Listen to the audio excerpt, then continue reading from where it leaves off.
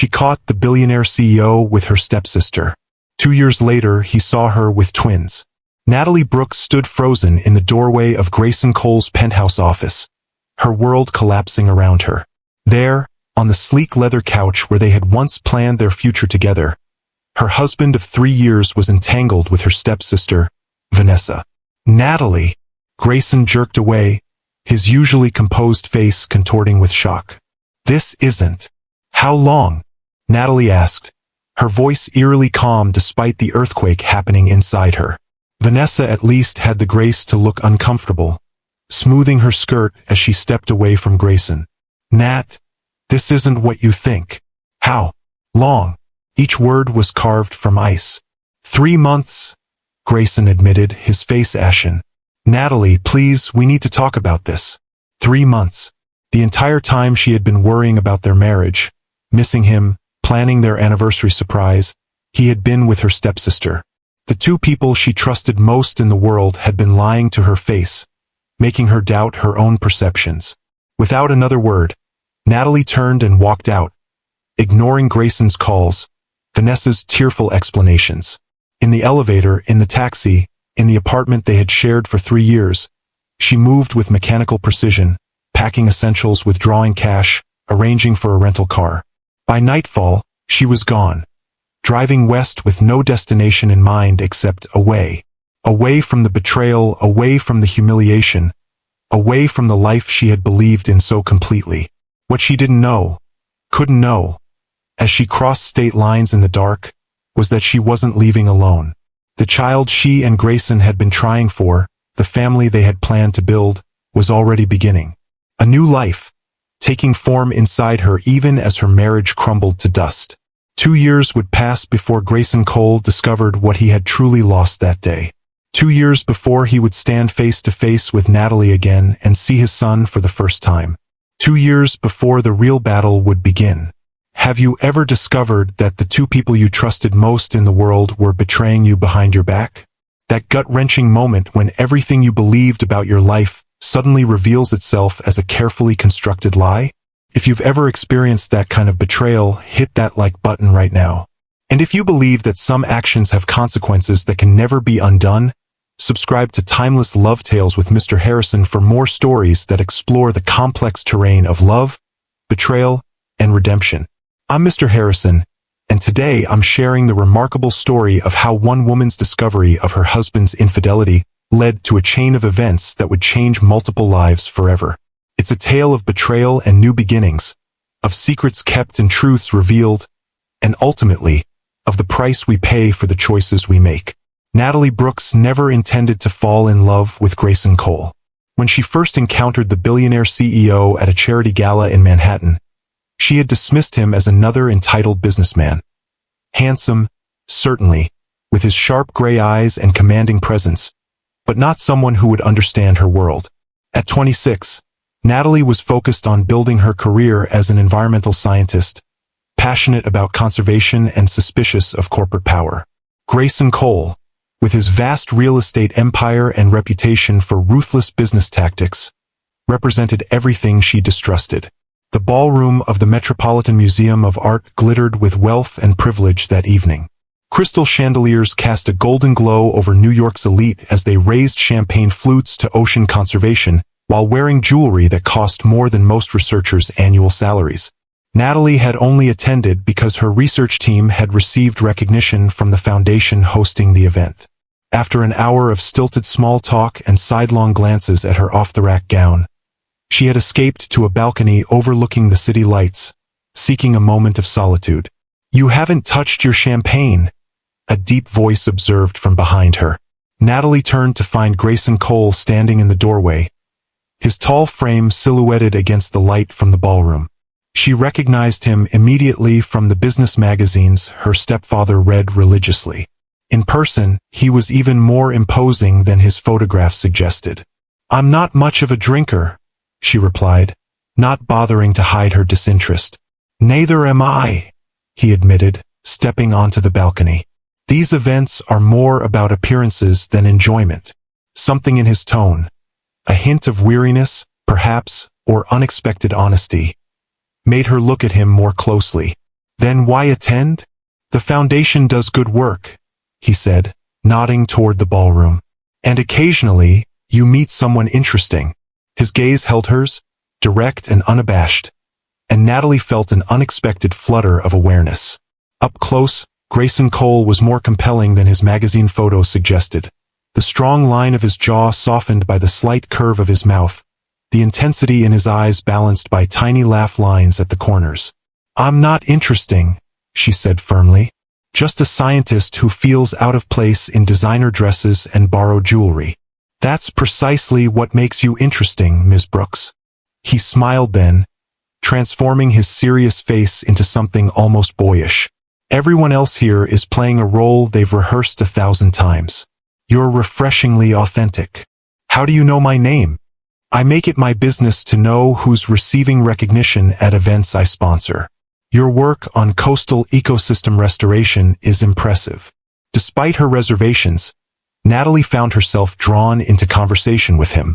Grayson proved surprisingly knowledgeable about environmental issues, asking thoughtful questions about her research that went beyond polite small talk. As the evening progressed, they moved from environmental science to literature, from childhood memories to future aspirations, the initial awkwardness melting away into genuine connection. May I call you? He asked as the gala wound down, his card extended between long fingers. Perhaps we could continue this conversation over dinner. Natalie hesitated, all her instincts warning against entanglement with someone from his world. But curiosity won out over caution. I'd like that, she said, accepting his card and offering her number in return. She expected him to wait the customary 3 days before calling. Instead, her phone rang the very next morning as she was preparing for work. Too soon? Grayson asked when she answered, a smile evident in his voice. Unexpected, she replied honestly. I've found that when something interests me, there's little point in artificial delay. Are you free tomorrow evening? Their first date was at a small, family-owned Italian restaurant in the village, not the Michelin-starred establishment she had anticipated. Grayson arrived in a simple button-down shirt rather than a suit, having clearly made an effort to create an environment where she might feel comfortable. It was the first of many surprises he would offer. Their courtship unfolded with an intensity that both thrilled and alarmed her. Grayson pursued her with the same focused determination that had built Cole Industries, sending thoughtful gifts related to their conversations, arranging dates that showed he was paying attention to her interests, calling exactly when he said he would. For a man whose schedule was planned months in advance, the time he made for her felt significant. You're different with him? Observed Vanessa, Natalie's stepsister, over brunch 6 weeks after the gala. Vanessa was everything Natalie was not. Blonde, polished, socially adept, with the easy confidence of someone who had always belonged in privileged circles. Their parents' marriage when Natalie was 12 had brought this glamorous older stepsister into her life, a relationship that had evolved from initial wariness to genuine affection. Natalie stirred her coffee, considering this. He challenges me, makes me think about things differently. And the fact that he's gorgeous and worth billions doesn't hurt, Vanessa teased, her perfect eyebrows arching suggestively. That's actually the complicated part, Natalie admitted. His world is so different from mine. Sometimes I feel like we're speaking different languages. Vanessa reached across the table, squeezing her hand. Maybe that's good. You've always played it safe, Nat. Maybe it's time to step outside your comfort zone. The irony of that encouragement would haunt Natalie later. At the time, though, it reinforced her growing conviction that perhaps the attraction between her and Grayson wasn't just chemistry or novelty, but something worth exploring despite their differences. 3 months into their relationship, Grayson invited her to accompany him to Tokyo for a business trip. I'll be in meetings most days, he warned, but the evenings would be ours. And there's a marine conservation center I thought you might want to visit while I'm working. The thoughtfulness of the suggestion, finding a way to incorporate her interests into his business trip, tipped the scales. In Tokyo, their relationship deepened beyond the careful boundaries Natalie had maintained. Away from New York, away from their respective worlds, they found a connection that transcended their differences. Their hotel suite overlooked the glittering Tokyo skyline, the city a tapestry of lights stretching to the horizon. On their third night, after a dinner of exquisite sushi and sake, they stood on the balcony watching the neon-lit streets below. "I've never felt this way about anyone," Grayson confessed, his arms encircling her from behind. "You make me want to be better, Natalie. To build something meaningful, not just profitable." "I'm not trying to change you," she said, leaning into his embrace. "I know. That's precisely why you do." He turned her to face him, his expression more vulnerable than she had ever seen it. "I love you. I think I have since that first night on the balcony." The words hung between them, weighted with significance. Natalie had been careful with her heart, had built walls around it after watching her mother's devastating heartbreak when her father left. But in that moment, looking into Grayson's eyes, she made a choice. "I love you too," she whispered, and felt something shift inside her. A door opening to possibilities she had never allowed herself to imagine. They were married 6 months later in an intimate ceremony on Grayson's private island. Only close family and friends attended, including Vanessa, who served as Natalie's maid of honor, stunning in a pale blue gown that complemented her blonde beauty. The morning of the wedding, as they prepared in the master suite of the island's main house, Vanessa helped adjust Natalie's veil, her fingers deft and gentle. "You look radiant," she said, meeting Natalie's eyes in the mirror. "Grayson won't know what hit him. I still can't believe this is happening," Natalie admitted, a flutter of nerves and excitement in her stomach. "A year ago, I would have said a man like him was the last person I'd end up with. That's the beauty of life."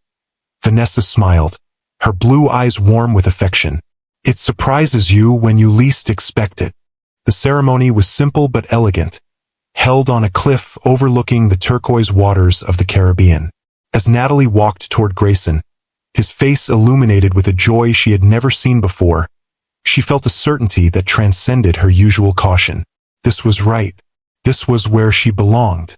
If you've ever taken a chance on love despite all the reasons it shouldn't work, give this video a thumbs up. Sometimes the heart recognizes what the mind can't yet comprehend, and the greatest adventures begin when we step outside our comfort zones. The first year of marriage was a delicate balance of adjustment and discovery. Natalie continued her research work, refusing Grayson's offer to fund her own foundation. "I need to earn my accomplishments, not have them handed to me," she explained when he presented the proposal, complete with letterhead and mission statement. Grayson respected her independence but struggled sometimes to understand her reluctance to fully embrace the privileges his wealth provided. "You're my wife," he said one night after she declined to use the company jet for a research trip. "Using our resources isn't taking advantage. It's practical." "They're your resources," she corrected gently, "and I need to maintain my professional credibility. Showing up to field research in a private jet doesn't exactly align with environmental conservation values." These small tensions were balanced by profound moments of connection. Quiet evenings at home when Grayson would read scientific journals to better understand her work. Weekends when Natalie would listen attentively as he explained complex business strategies, both of them building bridges to each other's worlds. Their different backgrounds manifested in other ways too.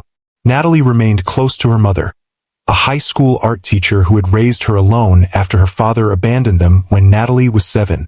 Later, when her mother remarried and Vanessa entered their lives, Natalie had gained not just a stepfather, but a sister who became her closest confidant despite their different personalities. Grayson, by contrast, rarely spoke of his family. His parents had died in a car accident when he was 19, leaving him to raise his younger brother while simultaneously taking over the struggling family business. That dual responsibility had shaped him profoundly, instilling both his legendary work ethic and his difficulty with vulnerability. "You never really had time to grieve," Natalie observed one night, after he'd shared rare memories of his parents. They were lying in bed, the Manhattan skyline glittering beyond their bedroom windows. Grayson's face was half in shadow, his profile sharp against the darkness. "There wasn't that luxury," he said simply. "Alexander needed stability, and the business was failing. I did what was necessary." and built an empire in the process. A shadow crossed his face. At a cost. Alexander resented me for years, felt I was trying to replace our father. And I missed most of his adolescence because I was working constantly. You did your best, Natalie said, touching his face gently. You were barely more than a child yourself. Perhaps, he acknowledged, but I've learned that intentions don't matter as much as impact. Something to remember if we ever have children of our own. The subject of children became more frequent in their conversations as they approached their second anniversary.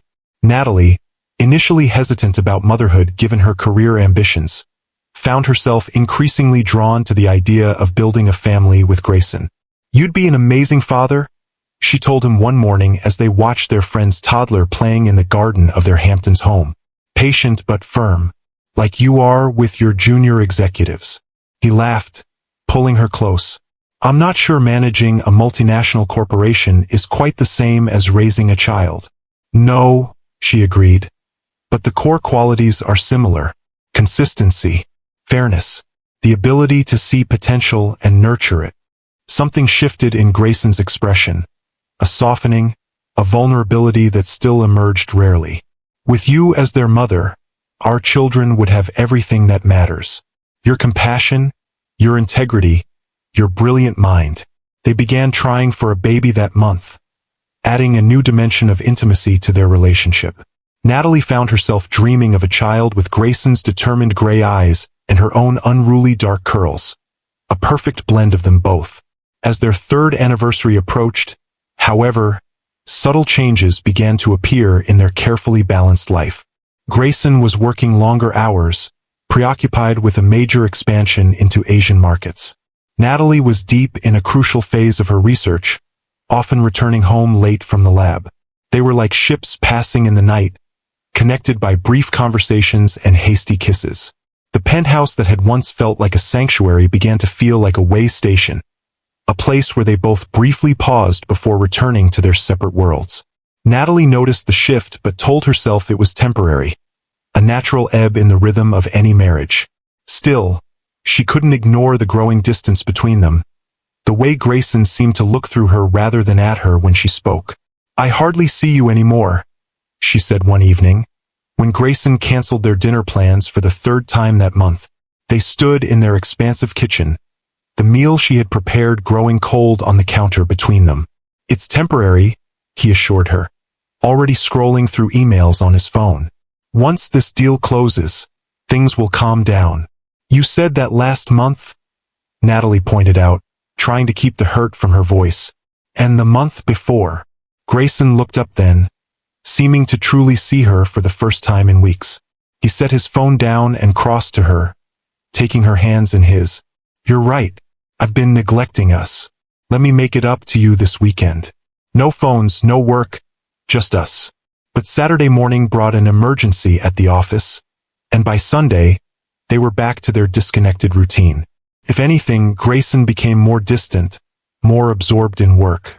When he was home, he was often distracted, checking his phone constantly, disappearing into his office for urgent calls. Vanessa, who had recently moved to New York after a divorce, became Natalie's sounding board during this difficult period. They met regularly for lunch or coffee, their childhood bond strengthened by Vanessa's return to the city. All marriages go through phases, she reassured Natalie over lunch at their favorite bistro. Grayson's under enormous pressure with this expansion. I know, Natalie sighed, pushing her salad around her plate. I just miss him, the real him. Not this distracted workaholic who happens to sleep in my bed. Have you told him how you feel? I've tried. He listens, promises to do better, and then nothing changes. Vanessa reached across the table, squeezing her hand sympathetically. Men like Grayson are complicated. They compartmentalize. Maybe he needs a more dramatic reminder of what matters. Taking her stepsister's advice, Natalie planned a surprise weekend away, a return to Tokyo, where they had first declared their love. She arranged everything meticulously, coordinating with Grayson's assistant to clear his schedule, packing his favorite clothes, even booking the same hotel suite with its spectacular view. The trip was scheduled to coincide with their 3rd anniversary. Natalie planned to surprise him at his office, whisk him directly to the airport in a grand romantic gesture that would remind them both of what mattered beyond work and daily routines. The morning of the surprise, Natalie woke with a strange mixture of excitement and apprehension. Something felt off, a subtle disquiet she couldn't name. She dismissed it as nerves and focused on the final preparations, confirming the car service, double-checking their passports, making sure the champagne would be chilled and waiting in their suite upon arrival. She arrived at Cole Industries headquarters unannounced, excitement fluttering in her stomach as she took the private elevator to the executive floor. The receptionist greeted her warmly. She was still Mrs. Cole here, still accorded the deference due to the CEO's wife, despite her infrequent visits. "Is he in?" Natalie asked, nodding toward Grayson's office. "Yes, Mrs. Cole, but—" The receptionist hesitated, something flickering in her eyes that Natalie couldn't quite read. "He asked not to be disturbed." "It's all right," Natalie assured her with a smile. "I think he'll make an exception for me." Grayson's assistant was conspicuously absent from her desk. Part of the plan, Natalie assumed, to ensure the surprise wasn't spoiled. The hallway to his office was quiet, the thick carpet muffling her footsteps as she approached the heavy oak door. The door to his private office was slightly ajar. Natalie pushed it open quietly, a smile already forming on her lips. And then she saw them, Grayson and Vanessa, locked in an embrace that left no room for innocent interpretation. Her husband and her stepsister, betraying her in the most fundamental way possible. Vanessa's blonde hair spilled across Grayson's desk, his hands tangled in it as he kissed her with a passion Natalie hadn't seen from him in months. For one endless moment, Natalie stood frozen, her mind refusing to process what her eyes were seeing. Then Grayson looked up, his expression shifting from passion to shock in an instant. "Natalie!" He jerked away from Vanessa, but it was too late. The damage was done, the trust shattered irreparably. The confrontation that followed was brief but devastating. No dramatic screaming, no throwing of objects. Just the cold, precise questioning of a scientist gathering data on the destruction of something once thought indestructible. "How long?" Natalie had asked, her voice eerily calm despite the earthquake happening inside her. Vanessa at least had the grace to look uncomfortable, smoothing her skirt as she stepped away from Grayson. "Nat, this isn't what you think." "How long?" Each word was carved from ice. 3 months, Grayson admitted, his face ashen. "Natalie, please, we need to talk about this." 3 months. The entire time she had been worrying about their marriage, missing him, planning their anniversary surprise, he had been with her stepsister. The two people she trusted most in the world had been lying to her face, making her doubt her own perceptions. Without another word, Natalie turned and walked out, ignoring Grayson's calls, Vanessa's tearful explanations. In the elevator, in the taxi, in the apartment they had shared for 3 years, she moved with mechanical precision, packing essentials, withdrawing cash, arranging for a rental car. By nightfall, she was gone, driving west with no destination in mind except away.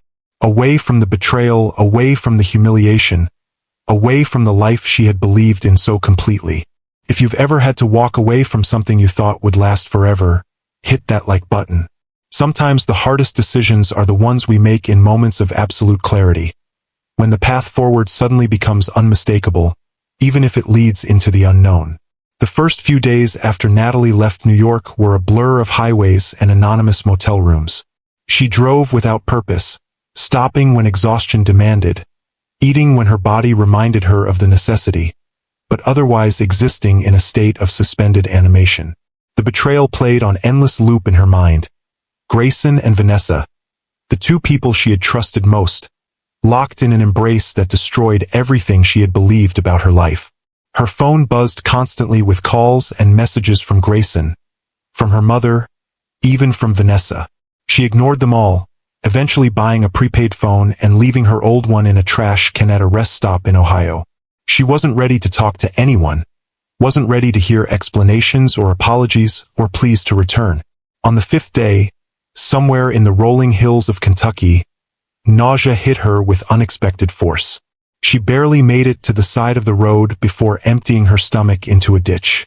Food poisoning, she thought, remembering the questionable diner where she'd eaten breakfast. But when the nausea returned the next morning, and the morning after that, a different possibility began to take shape in her mind. In a small drugstore in a town whose name she wouldn't remember, Natalie bought a pregnancy test with cash, her hands trembling slightly as she handed the money to the clerk. In the grimy bathroom of a gas station, she waited the prescribed 3 minutes, watching the second hand of her watch tick with agonizing slowness. 2 lines. Positive. Pregnant. The irony wasn't lost on her. After months of trying, after temperature tracking and ovulation kits and carefully timed intimacy, she was pregnant now, when her marriage was in ruins. A child conceived in what she had believed was love, now growing inside her as she fled from betrayal. For the first time since leaving New York, Natalie cried. Not the quiet tears of shock or the hot tears of anger, but deep, wrenching sobs that seemed to come from the very core of her being. She cried for the life she had lost, for the trust that had been broken, for the child who would be born into this complicated mess of love and betrayal. When the tears finally subsided, Natalie looked at herself in the spotted mirror of the gas station bathroom. Her face was blotchy, her eyes swollen, but something had shifted in her expression. A determination, a resolve that hadn't been there before. "We'll be okay," she whispered, one hand resting on her still flat stomach. "Whatever happens, we'll figure it out together." That night, in a slightly better motel room than she'd been staying in, Natalie made a plan. She couldn't keep driving aimlessly. She needed stability, healthcare, a place to prepare for the baby. And she needed to be somewhere Grayson wouldn't easily find her. At least not until she had figured out what she wanted, what was best for her child. She remembered a small coastal town in Oregon where she had conducted research during graduate school. Pacific Grove was far from New York, both geographically and culturally, with a close-knit community and a slower pace of life. It had a decent hospital, affordable housing, and most importantly, no connections to her life with Grayson. 2 days later, she arrived in Pacific Grove, the ocean air a welcome change from the recycled atmosphere of her car. The town was much as she remembered it. Charming Victorian houses lining the streets near the water, small local businesses instead of chain stores, friendly faces that nodded hello to strangers. Natalie found a small furnished apartment above a bookstore, paid 3 months' rent in advance with cash, and introduced herself to the landlady as Natalie Brooks, reverting to her maiden name for the first time in 3 years. She claimed to be recently widowed, a lie that felt necessary to avoid questions about a missing husband. "Such a tragedy, losing your husband so young," clucked Mrs. Abernathy, the elderly landlady, as she handed over the keys. "But Pacific Grove is a healing place. The ocean has a way of washing away grief." If only it were that simple, Natalie thought, but she smiled and thanked the woman for her kindness. The next few weeks were a crash course in rebuilding a life from scratch. Natalie found a job at the local Marine Research Center, her credentials impressive enough to overcome her lack of recent references. She located an obstetrician who accepted her vague explanations about having recently moved and needing to transfer her care. She began creating the framework of a new existence, one day at a time. At her first ultrasound appointment, 12 weeks into her pregnancy, Natalie received another shock. The technician moved the wand over her slightly rounded belly, then paused, a smile spreading across her face. "Well, Mrs. Brooks, it looks like you're having twins." "Twins?" Natalie echoed, her voice faint with surprise. "Yes, see here?" The technician pointed to the screen. 2 separate amniotic sacs, 2 babies. Fraternal twins, most likely. Twins. 2 babies. Twice the responsibility, twice the joy, twice the connection to Grayson. Natalie felt a momentary panic, wondering if she could possibly manage 2 infants on her own. But as she watched the tiny forms on the screen, saw the flickering heartbeats of her children, determination replaced fear. "They're perfect," she whispered, tears filling her eyes. As her pregnancy progressed, Natalie settled into life in Pacific Grove.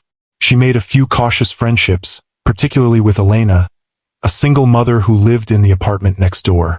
She prepared for the twins' arrival with methodical care, scouring thrift stores for baby equipment, reading everything she could find about twin pregnancies and newborn care. She thought often of Grayson during those months, wondering if he was looking for her, if he regretted his betrayal, if he would want to know about the babies. Sometimes, in the quiet darkness of night, she would allow herself to remember the good parts of their marriage. His laugh, the way he would read scientific journals to understand her work, the tenderness in his eyes when they had talked about having children. But then the image of him with Vanessa would intrude, and the wound would feel fresh again. How could she ever trust him after that?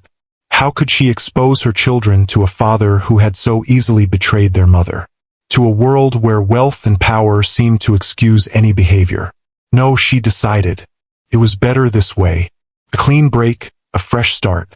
Her children would know love and stability, even if they didn't have the material advantages Grayson's wealth could provide. The twins were born on a stormy April morning, arriving 6 weeks early but healthy despite their prematurity. Davis came first, announcing his arrival with a lusty cry that belied his small size. Daniel followed 7 minutes later, quieter but equally determined. "They're fighters," the nurse assured Natalie as the boys were whisked away to the NICU. Small but mighty. Looking at her sons through the incubator walls, Natalie was struck by how much they resembled Grayson. The same determined set to their tiny jaws, the same intensity in their unfocused gaze. Davis had a small birthmark on his left shoulder, the only obvious physical difference between the identical twins.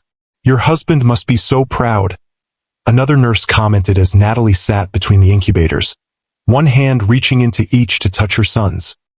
"He's not in the picture," Natalie replied, the lie coming easier with practice. "I'm sorry," the nurse said, embarrassment coloring her tone. "I shouldn't have assumed." "It's all right," Natalie assured her. "We're going to be fine, the three of us." And somehow, against considerable odds, they were. The twins came home after 3 weeks in the NICU, tiny but thriving. Natalie established a routine of feeding, changing, sleeping when possible, and working from home to maintain her job at the research center. Elena proved an invaluable friend, offering advice from her own experience as a single mother, and occasionally watching the twins so Natalie could shower or run essential errands. The first year passed in a blur of milestones. First smiles, first teeth, first words, first steps. Davis was always slightly ahead, the more adventurous of the two, while Daniel observed carefully before attempting new skills. They were different in temperament but united in their bond, often communicating in what seemed like a private language only they understood. Natalie took thousands of photos, documenting every moment of their development. Sometimes, looking at these images, she would feel a pang of guilt that Grayson was missing all of this. But then she would remember the look on his face when she caught him with Vanessa, and the guilt would dissolve into renewed resolve. She was careful about her digital footprint, avoiding social media entirely and using cash whenever possible. She had no illusions about Grayson's resources. If he was truly determined to find her, he had the means to do so. But as months passed without any sign of him, she began to believe that perhaps he had accepted her disappearance, had moved on with his life as she was attempting to do with hers. By the twins' second birthday, Natalie had created a stable, if modest, life for her little family. She had been promoted at the research center, allowing them to move to a small house with a yard where the boys could play. They had traditions and routines, a community of friends, a sense of belonging in Pacific Grove that made New York feel like a distant dream. If you're raising children on your own, whether by choice or circumstance, give this video a thumbs up. The strength it takes to be both mother and father, to provide not just financially but emotionally for your children, is something only those who have walked that path can truly understand. It was a crisp autumn afternoon when Natalie's carefully constructed new life collided with the past she had fled. She was pushing the twins in their double stroller through the farmer's market, laughing at Daniel's attempt to pronounce pomegranate, when she felt it, that prickling awareness at the back of her neck, the sensation of being watched. She turned, scanning the crowd with the heightened alertness of a prey animal sensing a predator. And there he was, Grayson Cole, looking both familiar and foreign in casual clothes instead of his usual bespoke suits. His dark hair was longer than she remembered, his face leaner, but his eyes, those penetrating gray eyes that had once made her heart race, were fixed on her with an intensity that made her blood run cold. Then his gaze dropped to the stroller, to the identical faces of the twin boys with his strong jaw and her warm brown eyes, and his expression transformed into something Natalie couldn't read. Something between shock, wonder, and a terrible, dawning fury. "Twins," he said, the single word carrying the weight of 2 years of secrets and lies. Natalie instinctively stepped between him and the stroller. "You need to leave. They're mine." It wasn't a question. "They're mine," she corrected, her voice steady despite the earthquake happening inside her. "You lost any claim to them the moment I found you with my sister." People were beginning to stare, curious about the tension crackling between the beautiful young mother and the imposing man blocking her path. Grayson noticed too, his business instincts kicking in. Public scenes were bad for the Cole Industries brand. "We need to talk," he said, lowering his voice. "Privately. We have nothing to discuss." 2 years, Natalie. His voice was controlled, but she could hear the anger simmering beneath. 2 years you've kept my sons from me. Did you think I wouldn't find out? That I wouldn't come for them? Fear sliced through her. This was exactly what she had dreaded since the moment she'd seen those 2 heartbeats flickering on the ultrasound screen. Grayson Cole had built a business empire through ruthless determination and limitless resources. If he wanted something, he got it. And now he wanted his sons. "How did you find me?" she asked, buying time as she calculated escape routes. A muscle twitched in his jaw. "Does it matter? I'm here now." "Mommy." Davis's small voice broke the standoff. "Who's that man?" Grayson's eyes widened at being addressed as a stranger by his own child. Something flashed across his face. Pain, perhaps, or regret, before the mask of control slipped back into place. "An old friend of Mommy's," Natalie answered quickly, forcing a smile. "And we're done talking now. Say goodbye, boys." "Goodbye." The twins chorused obediently, waving small hands. Grayson didn't move from her path. "This isn't over, Natalie. Not by a long shot." "It was over the moment I walked into that office," she replied, her voice low enough that only he could hear. "Now get out of my way before I start screaming and create exactly the kind of scene Cole Industries PR team would hate to manage." For a moment she thought he might refuse. Then, with deliberate slowness, he stepped aside. "I'll be in touch. Soon." Natalie pushed the stroller past him, her heart hammering against her ribs, her legs threatening to give way beneath her. She didn't look back, didn't slow down until she had reached their small house 6 blocks away. Only then, with the door locked and the twins distracted by their favorite cartoon, did she allow herself to fall apart. Because she knew Grayson Cole, knew his determination and his resources. And she knew, with bone-deep certainty, that the battle for her children had just begun. If you believe that some mistakes can never be truly undone, that some betrayals cut too deep for forgiveness, hit that like button. And if you're wondering what happens when an unstoppable force meets an immovable object, when a billionaire's determination collides with a mother's fierce protection, subscribe to Timeless Love Tales with Mr. Harrison. The legal documents arrived 3 days later, delivered by a courier who looked uncomfortable handing over the thick envelope. Inside was a petition for paternity testing and shared custody, along with a personal note in Grayson's precise handwriting. "I've given you time to consider our situation rationally. My lawyer will contact yours to arrange the paternity test, though we both know what it will show. I have no desire to separate the boys from their mother, but make no mistake, I will be part of my sons' lives. The choice of how difficult this process becomes is entirely yours. G." Natalie read the note twice, her hands trembling with a mixture of fear and rage. The audacity of it, the cool presumption that she would simply acquiesce to his demands after what he had done. As if her disappearance had been an emotional overreaction rather than a desperate act of self-preservation. She called the only lawyer she knew in town, a woman who had helped with her name change and relocation when she first arrived in Pacific Grove. The news wasn't good. He's got the best family law team in the country, Miranda explained gently over coffee at her small office. And frankly, the courts don't look kindly on mothers who conceal children from their fathers, regardless of the circumstances that led to the separation. He cheated on me with my sister, Natalie said flatly, which makes him a terrible husband, but not necessarily an unfit father in the eyes of the law, especially given his resources and stability. So I just hand over my children to him? After everything? Miranda sighed.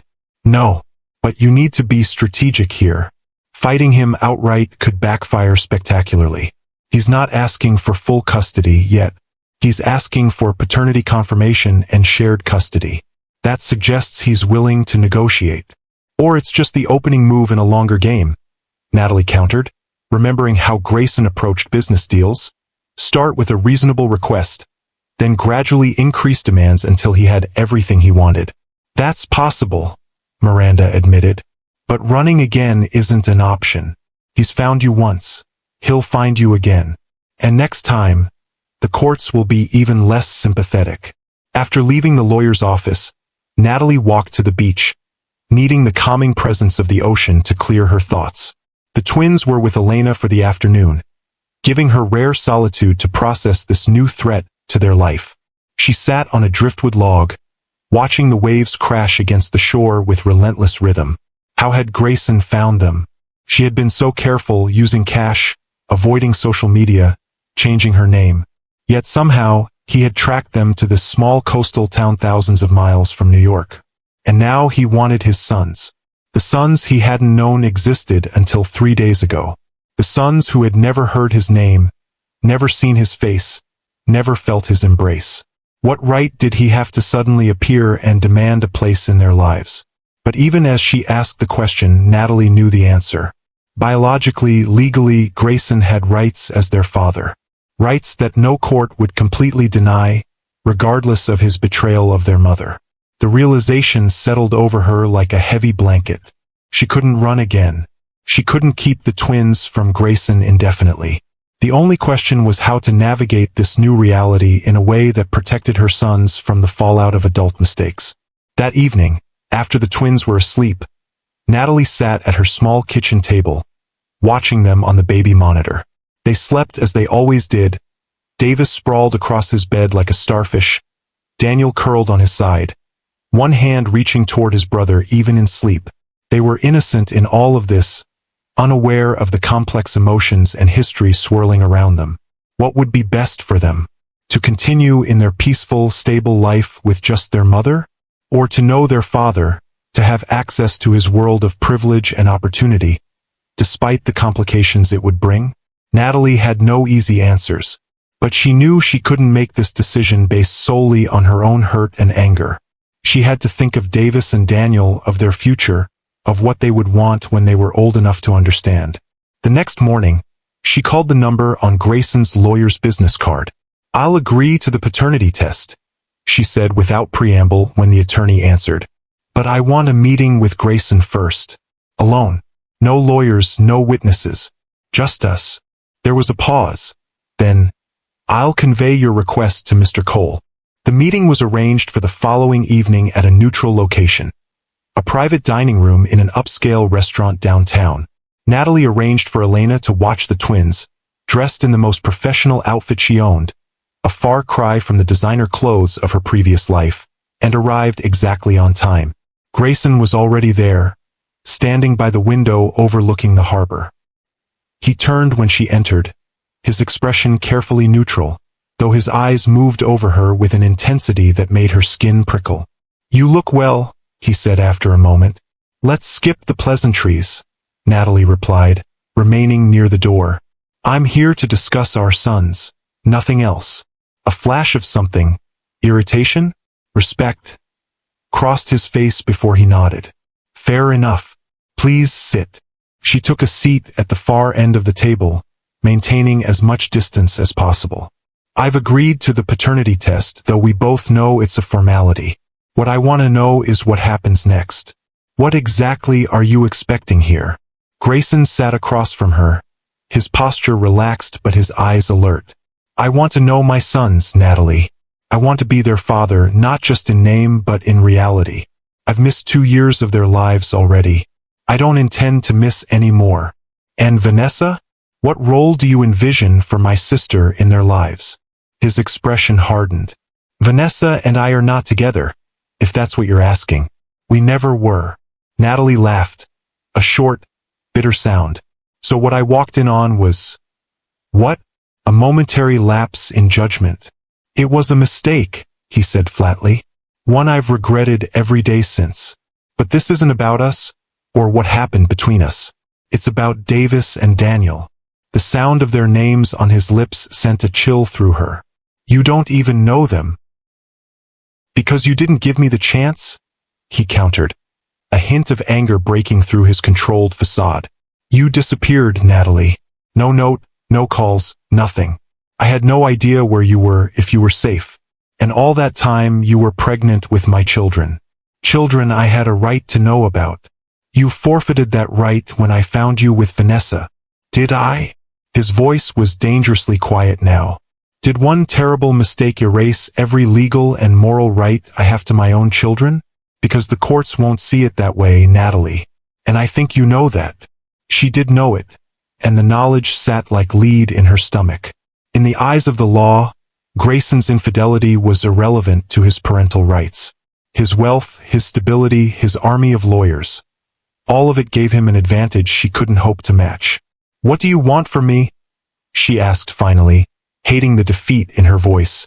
I want us to find a way forward, he said, his tone softening slightly. A way that allows both of us to be parents to our sons without putting them in the middle of a bitter legal battle. They deserve better than that. And if I refuse? If I fight you on this? Grayson's expression didn't change, but something in his eyes did. A flicker of the ruthless businessman who had built coal industries from the ground up. Then I'll use every resource at my disposal to secure my rights as their father. I don't want to do that, Natalie. But I will if I have to. The threat hung between them, unspoken but clear. He could outspend her, outlast her, wear her down through legal proceedings until she had nothing left. No money, no energy, perhaps not even her children. I need time, she said finally.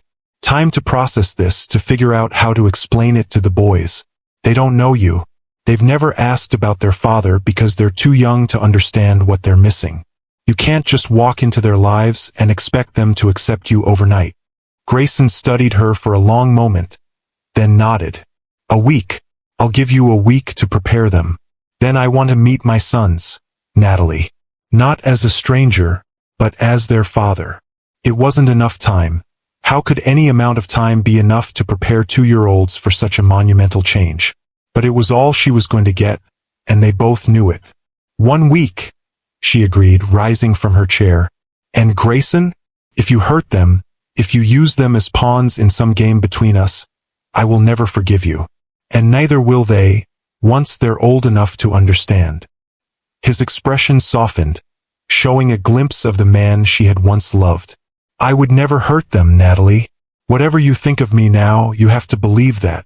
She wanted to believe him, part of her, the part that remembered how tenderly he had once held her, how passionately he had once spoken of wanting a family. Wanted to believe that he could be the father her sons deserved. But the other part, the part that had walked in on his betrayal, that had spent 2 years building a life without him, remained wary. We'll see, was all she said before walking out the door.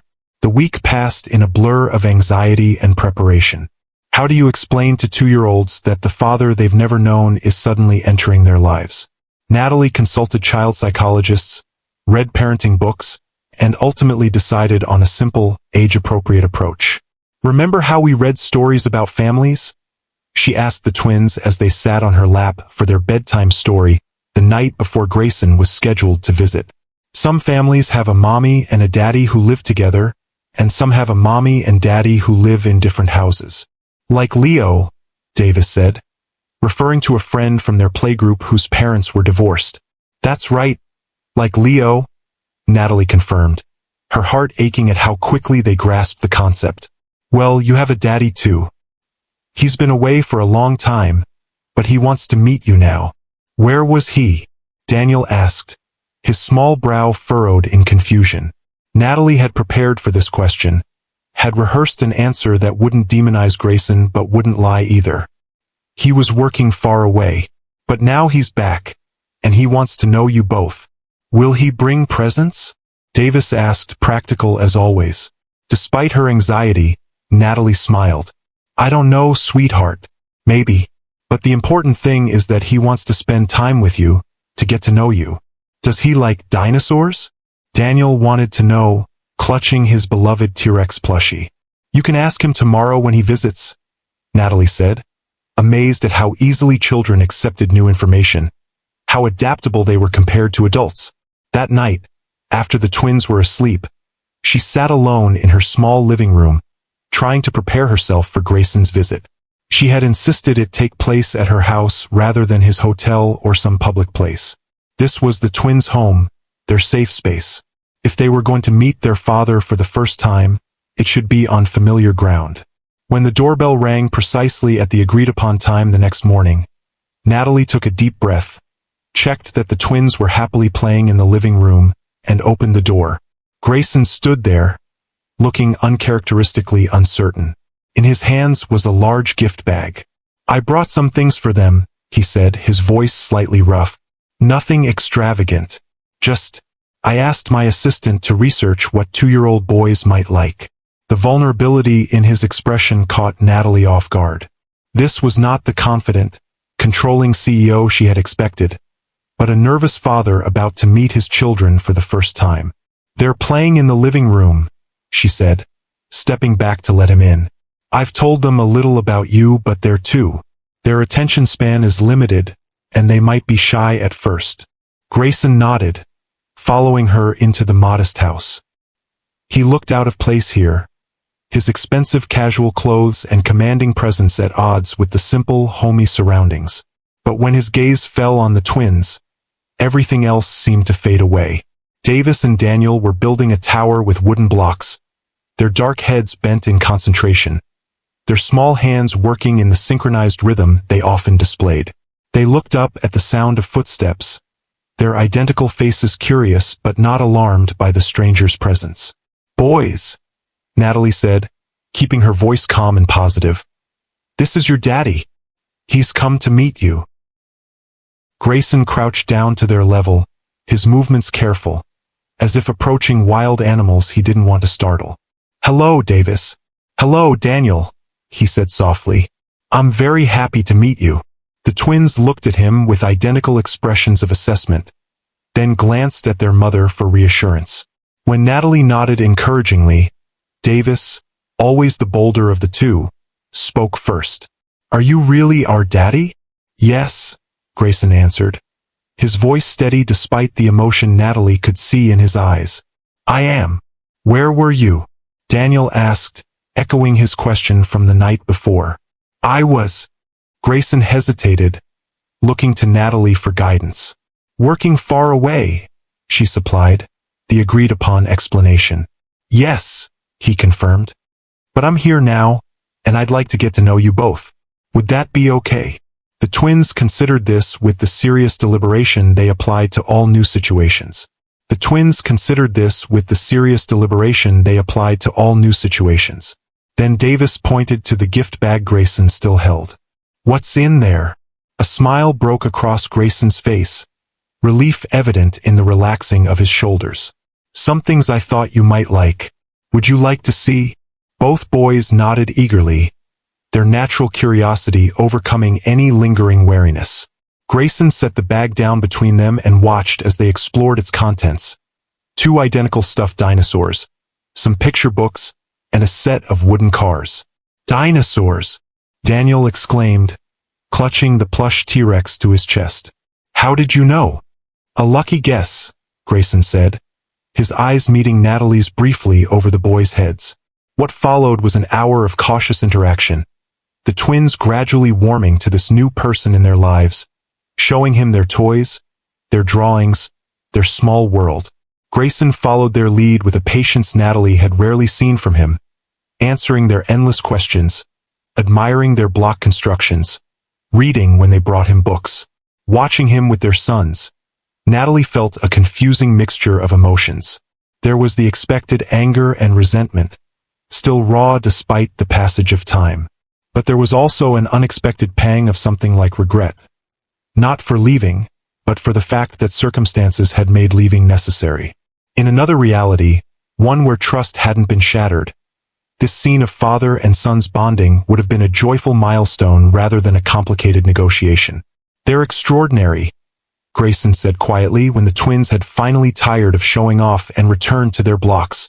He and Natalie sat at the small kitchen table, watching the boys play. "You've done an amazing job with them." "They made it easy," Natalie replied. "They're good boys. They're happy, secure." His gaze remained on the twins, his expression thoughtful. "I was prepared for, I don't know, fear, confusion. But they're so well adjusted. Children are resilient when they feel safe and loved." Grayson nodded, then finally looked at her directly. "I want to be part of their lives, Natalie. Not just occasional visits or holidays. Real involvement." "And how exactly would that work? Your life is in New York. Ours is here." "I've been thinking about that." He leaned forward slightly, his voice low enough that the twins couldn't hear. "Cole Industries has been considering a West Coast headquarters for years. I could accelerate those plans, establish operations here." Natalie stared at him, taken aback by the scale of what he was suggesting. "You would relocate your entire company for this? For them?" He glanced at the twins. "Yes," without hesitation. The conviction in his voice was unmistakable. This wasn't a negotiating tactic or a temporary concession. This was Grayson Cole, the man who had built an empire through sheer determination, applying that same focus to fatherhood. "What about Vanessa?" Natalie asked, the question that had been hovering between them since their reunion. A shadow crossed his face. "That ended the day you left. It was never." He paused, seeming to search for the right words. "It wasn't what you think. Not an affair, not a relationship. It was a mistake. A terrible, inexcusable mistake that cost me everything that mattered. You expect me to believe it was just one time? No, it wasn't just once." His honesty surprised her. "It happened 3 times over those 3 months. Always when I was working late, always when I was stressed about the Asian expansion." "I'm not offering excuses, Natalie. There is no excuse. But it wasn't an ongoing affair, and it certainly wasn't love. Does that make it better? No, nothing makes it better. I betrayed you in the worst possible way, with someone you trusted. I can't undo that. All I can do is try to be a better man now, for our sons." Natalie was silent for a long moment, watching the twins play.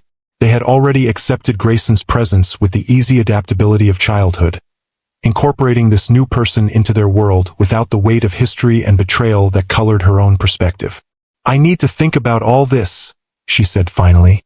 "About what arrangement would be best for Davis and Daniel." "Of course." Grayson stood, understanding that their time was up for today. "May I see them again tomorrow?" Natalie nodded. "They'll be expecting you now." "But Grayson, this doesn't mean I've forgiven you, or that I trust you." "I know." He looked at her with an intensity that reminded her of their early days together. "But I hope someday you might. Not for my sake, but for theirs. They deserve parents who can at least be civil to each other." After he left, after the twins had been put to bed with excited chatter about their new daddy and his promised return tomorrow, Natalie sat alone on her porch, watching the stars emerge over the Pacific. The day had gone better than she had feared, but had left her with more questions than answers. Could she truly co-parent with Grayson after everything that had happened? Could she set aside her own hurt and anger for the sake of her sons? And if Grayson did relocate to Pacific Grove, how would that change the delicate balance of the life she had built here? There were no easy answers, no clear path forward. But looking back at the house where her sons slept peacefully, Natalie knew one thing with certainty. Whatever happened next, whatever arrangement they eventually reached, her priority would remain the same. Davis and Daniel deserved the best of both their parents, deserved to grow up knowing they were loved unconditionally, regardless of the complicated history between the adults in their lives. The next morning, as she prepared breakfast for the twins, her phone chimed with a text from Grayson. "Thank you for yesterday, for giving me the chance to meet them. They're everything I could have hoped for and more. I'll be there at 10 as agreed." Reading the message, Natalie felt something shift inside her. Not forgiveness, not yet, but perhaps the first tentative step toward a new understanding. The man who had betrayed her 3 years ago and the father who had sat patiently building block towers with his sons yesterday were the same person, with all the complexity and contradiction that entailed. People could change. She had changed in these past 2 years, growing stronger, more resilient, more certain of her own worth. Perhaps Grayson had changed too. The shock of losing his family forcing him to confront parts of himself he had previously ignored. Only time would tell if that change was genuine and lasting.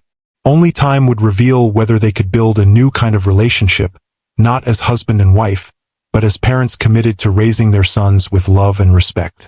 As Davis and Daniel raced into the kitchen, chattering excitedly about seeing their daddy again, Natalie made a silent promise to herself and to them.